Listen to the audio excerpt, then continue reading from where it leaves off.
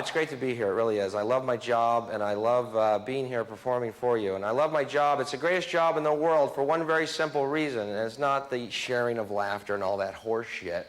It's the fact that I don't have a boss. Picture that, if you will. And then envy me. Because every job I ever had with a boss, man, always harassed, you know. Hicks, how come you're not working? I go, there's nothing to do. Well, you pretend like you're working. Well, why don't you pretend I'm working? Yeah, you get paid more than me, you fantasize. Pretend I'm mopping, knock yourself out. I'll pretend they're buying stuff. We can close up. I'm the boss, now you're fired. How's that for a fantasy, my friend? Ah, you like that? Good. I don't know. I got a bad attitude, man. I don't have a bad attitude. I got a great attitude. I just got a classic face that I don't know what's wrong with my face, but people I don't even know walk up to me out of the blue and go, what's wrong? Nothing? Well, it takes more energy to frown than it does to smile. Yeah, you know, it takes more energy to point that out than it does to leave me alone. Yeah, really. So why don't you get out of my face and watch me fucking really start smiling. I hate you. So I'm up here and it's Canada, and I'm thinking, you know, Canada, cold. Huskies, you know, and I'm wearing, if you notice, the black cotton fucking turtleneck. Because, ladies and gentlemen, apparently summertime means the same thing even in the French provinces. What, are you a fucking idiot? It's summertime, you fucking moron. During the wintertime, the Chaperie girls are wearing parkas. You lucked out. They're in parkas and big boots. It sucks. I don't like the summertime because everyone goes to the beach. I don't understand the beach. The beach, the beach, the beach. Let's go to the beach. Oh, I love the summertime. It's so warm. Finally, let's go to the beach. Ooh, what's the fucking deal with the beach? I don't get it. It's where dirt meets water, all right? Is that fucking amazing to you? I got a bathtub and an imagination. I'm staying indoors this summer. That way I can listen to music I like.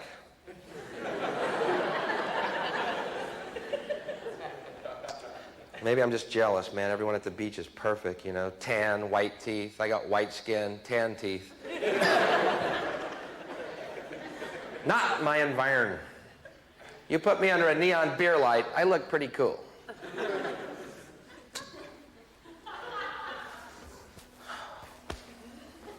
You know my problem? I'm so pale, man. I take my shirt off at the beach. It's like a fucking prism, man. People are just, Bill, put your shirt back on. We can't find our towels. All these moths are bumping into me.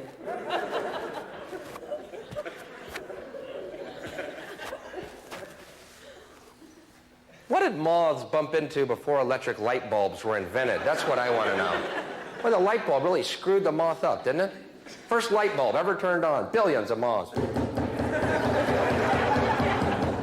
Hey, what's the fucking deal? It's a light bulb. Chill out. What did they do before? They're moths on the way to the sun right now going, it's going to be worth it.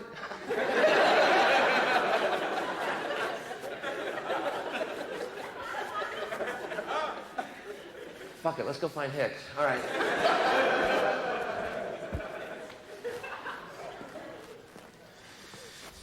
Okay. I just don't fit in, man. I don't fit in anywhere. That's my problem. You know my problem? I watch too much news. I don't know if you've ever sat and watched CNN longer than, say, 20 hours in one day. I've got to cut that out. You ever watch CNN headline news for any length of time? It's the most depressing fucking thing you will ever do. War, famine, death, AIDS, homeless, recession, depression. War, famine, death, AIDS. Then you look out your window, it's just...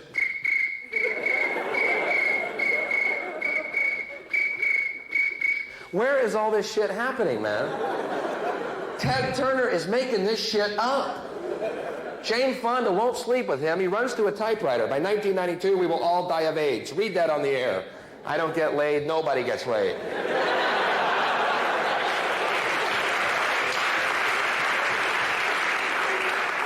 I mean, I'm writing Jane Fonda. Will you fuck this guy so we can get some good news, please?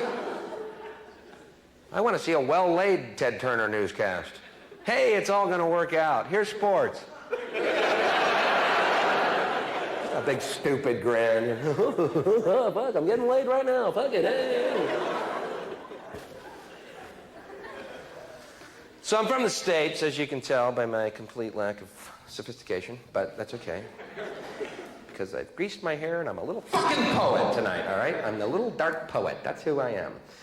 And during we had this big war thing happen. I don't know if you caught any of that, but it was a very stressful time for me, the war. I'll tell you why. I was in the unenviable position of being for the war, but against the troops. And not the most popular stance I've ever taken on an issue, I must say. I don't choose wisely always, and yet I'm committed. So, first of all, this needs to be said. There never was a war. How can you say that, Bill? Well, a war is when two armies are fighting. So you see, right there, I think we can all agree that it wasn't exactly a war. And Bush, President Bush, a complete surprise, he turned into a demon, man. When he was first president, they called him the wimp president. I mean, this was the cover of Newsweek. Wimp president. Apparently, this stuck in this guy's craw. Guy turned into a fucking demon, man. We surrender. Not good enough. We run away. Too little, too late. We're having way too much fun. Those guys were in hog heaven out there. You understand, man? They had a big weapons catalog opened up. What's G12 do, Tommy? Well, it says here it destroys everything but the fillings in their teeth. Helps us pay for the war effort. Well, shit, pull that one up. Pull up G12, please.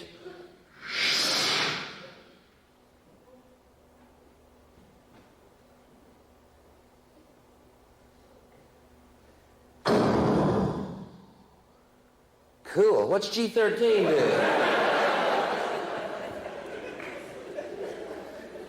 Weapons for all occasions.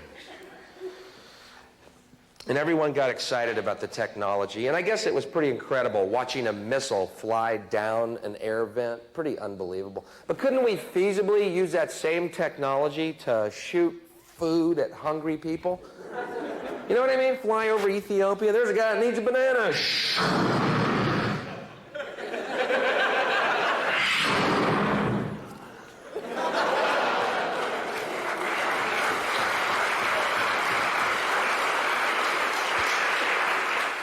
The stealth banana. Smart fruit. And I watched the Iraqian technology. Man, I've never felt so good about myself. I look at fucking bell bottoms in my closet and go, that ain't that fucking bad, man. What was the technology they were buying? Where do they still, are those available still now? Or where do they could get harder shit off the streets of New York right now, man. Don't you think one of the key prerequisites of a weapons system is, I don't know, the ability to aim the fucking thing? Is that, I don't know a lot about the military, and yet I feel that would be key. What was the Scud? It was like launching a station wagon at people, man. Some Buick flying through the air, some Iraqi driving. Allah! Watch out, here come one of them Buick Scuds. Watch out, up in the ocean. Those things are so hard to steer. Allah, bloop, bloop, bloop. Allah, bloop, bloop, bloop. Allah, bloop, bloop. Allah, Allah.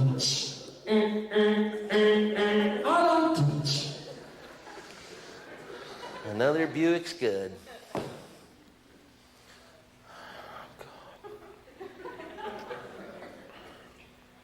I guess the most amazing thing about the war, obviously the disparity in the casualties. Iraq, 150,000 casualties. USA, 79. Let's go through those numbers again.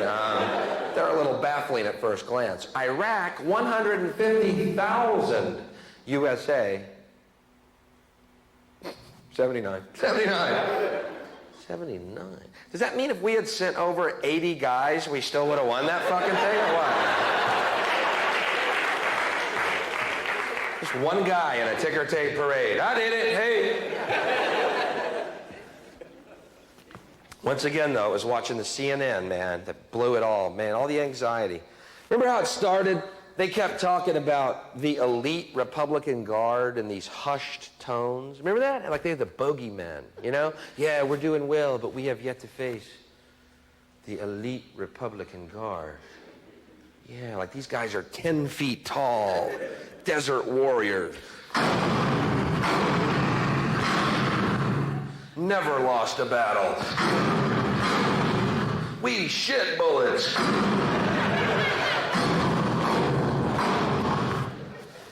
Well, after 2.5 months of continuous carpet bombing and not one reaction at all from these fuckers, they became simply the Republican Guard.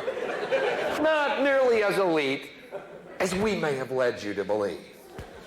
And after another month of continuous bombing and not one reaction at all, they went from the elite Republican Guard to the Republican Guard to the Republicans made this shit up about there being guards out there. We hope you enjoyed your fireworks show. People said, Bill, Iraq had the 4th largest army in the world. Yeah, well, maybe, but you know what? After the first 3 largest armies, there's a real big fucking drop-off, okay? The Hare Krishnas are the 5th largest army in the world. And they've already got our airports. So, who is the greater threat? People that bugged me in the States, people said, hey, war made us feel better about ourselves. Really? Who are these people with such low self-esteem? They need a war to feel better about themselves. I saw them on the news waving their flags. Could I recommend, instead of a war to feel better about yourself, perhaps sit-ups? Maybe a fruit cup? 6 to 8 glasses of water a day. I'm not telling you how to live. I'm just recommending perhaps a better way to feel better about yourself. And we can avoid a conflagration. Merely a suggestion. Now you get this. I'm down south recently. I'm playing a town called Fife, Alabama. All right? It's right outside Sputnamburg for those of y'all who need a point of reference. All right. Anyway, I'm down there in Fife. They want me to host their annual Ricketts telethon. All right, whatever. It's great to be able to give something back. Anyway, in this town, this is absolutely true. It was in all the papers. It was on CNN. Apparently, everyone in this town saw these UFOs. Everyone in the town saw the UFOs. Police chief, mayor, they all saw the fucking UFOs, all right? And I'm curious. I asked people what it was like. Oh, man, it was incredible, incredible. People came from miles around to look at them. A lot of people came armed. Excuse me? People are bringing shotguns to UFO sightings? Don't you think there's a point where we're going to drop the fucking weapons? I mean, the mothership comes. Maybe we don't know everything. Wow. Not like some intergalactic fucking skeet shoot. There goes one out. Bringing shotguns to UFO sightings, man. Kind of brings whole new meaning to that phrase, you ain't from around here, are you, boy? Yep, they're little green people. We call them boogers.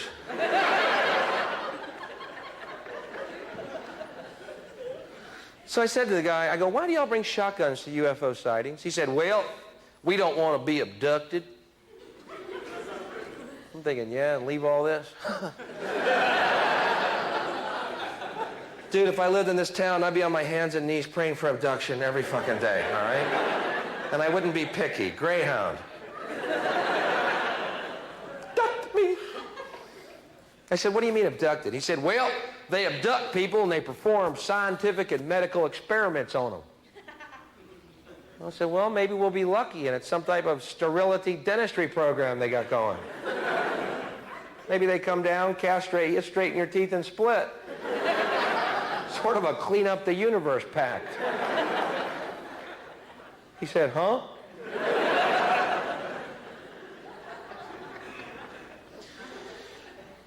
And I'll tell you something, too. That's starting to annoy me about UFOs. The fact that they cross galaxies or universes to visit us and always end up in places like fucking Alabama. Maybe these aren't super intelligent beings, you know what I mean? Maybe they're like hillbilly aliens. Some intergalactic Jode family or something, you know. Don't y'all want to land in New York or L.A.? Nah, we just had a long trip. We're going to kick back and whittle some. Oh my God, they're idiots. We're going to enter our mothership in the tractor pull. Last thing I want to see is a flying saucer up on blocks in front of some trailer, you know. Bumper sticker on it. They'll get my ray gun when they pry my cold dead 18-fingered hand off of it. Oh my God, we're being invaded by rednecks. Get this, another true story. This is going to frighten you because it's absolutely true. I'm down in that town, Fife. After the show, I go to a Waffle House. I'm not proud of it. I'm hungry. I'm eating, I'm alone, and I'm reading a book. Waitress walks over to me. Hey, what you reading for?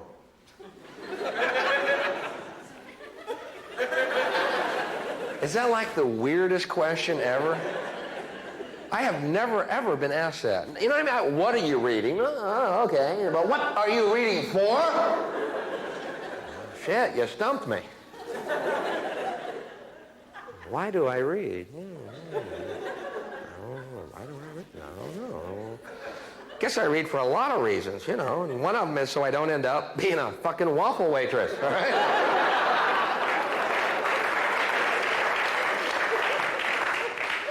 Then this trucker in the next booth gets up, stands over me and goes, well, looks like we got ourselves a reader.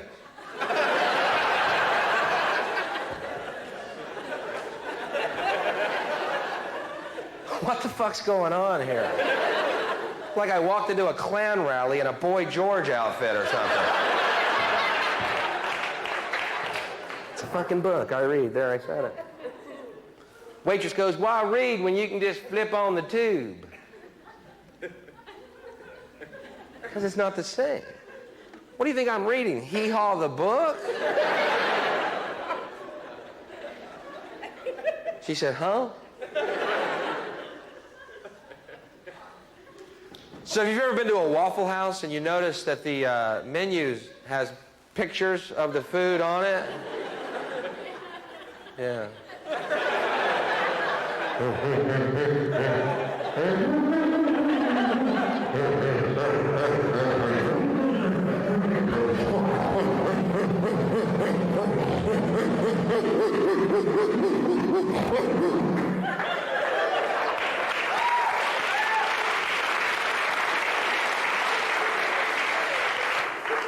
It is frightening to know that in many parts of our world right now, people are yelling revolution, revolution.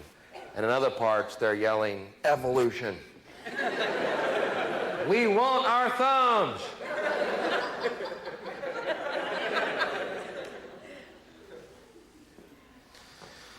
It's an insane world, and I'm proud to be part of it.